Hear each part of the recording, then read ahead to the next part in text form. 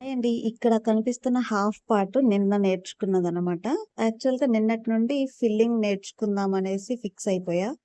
ఎక్కువగా మనం ఫిల్లింగ్ నేర్చుకుంటేనే ఏదైనా మనం డిజైన్‌లో కూడా ఫిల్లింగ్ ఈజీగా చేయగలుగుతాం. కొంచెం స్పీడప్ కూడా అవ్వాలి కదా ఫిల్లింగ్‌లో.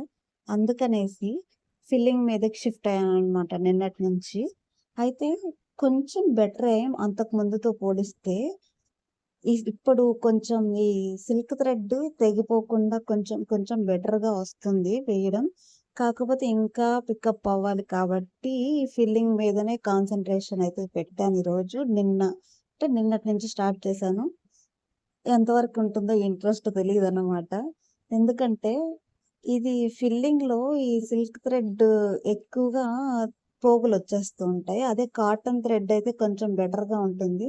కానీ కాటన్ థ్రెడ్‌తో ఎక్కువ మనం ఫిల్లింగ్స్ చేయం కదా! జరీతో ఈ సిల్క్ థ్రెడ్‌తో మాత్రమే ఎక్కువ వేస్తూ ఉంటారు. కాబట్టి దీంతోనే నేను బాగా నేర్చుకోవాలి అనేసి కాటన్ థ్రెడ్ పక్కన పెట్టేసి సిల్క్ థ్రెడ్డే వాడుతున్నాననమాట. దీంతోనే నేను ఫిల్లింగ్ నేర్చుకోవాలి ఎలా అయినా సరే అని. కాకపోతే ఈ ఫిల్లింగ్ చేస్తున్నప్పుడు ఈ పోగులెక్కువ వచ్చేస్తూ ఉన్నాయననుకోండి, దీని మీద మళ్ళీ ఇంట్రెస్ట్ పోతుందనమాట. ఎంత ట్రై చేస్తున్నా మళ్ళా ఇలానే వస్తుంది అనిపిచ్చేసి.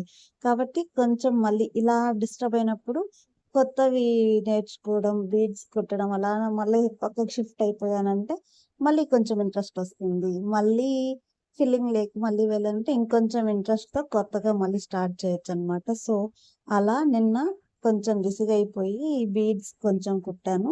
అలాగే ఈ జర్దోజీ కూడా కొంచెం స్టిచ్ చేశాననమాట.